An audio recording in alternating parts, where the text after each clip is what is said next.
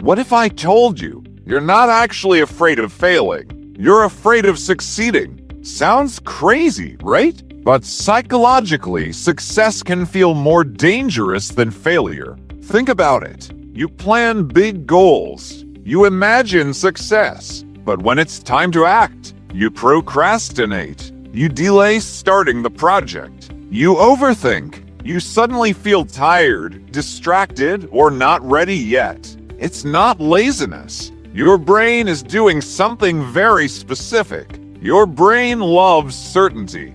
Failure is painful, but it's familiar. Success is different. Success changes your identity. New expectations, more responsibility, more attention. Your brain sees this as a threat to safety, so it quietly pulls you back into your comfort zone. Imagine a student who dreams of becoming the top performer, but when exams come closer, they stop studying seriously. They scroll social media instead, because deep down, they're thinking, what if I succeed? And people expect this from me every time. The solution is simple. Stop chasing perfection. Start chasing progress. Train your brain to see success as normal, not dangerous. Because the biggest barrier between you and success isn't failure, it's the moment your mind whispers, your life will change if this actually works.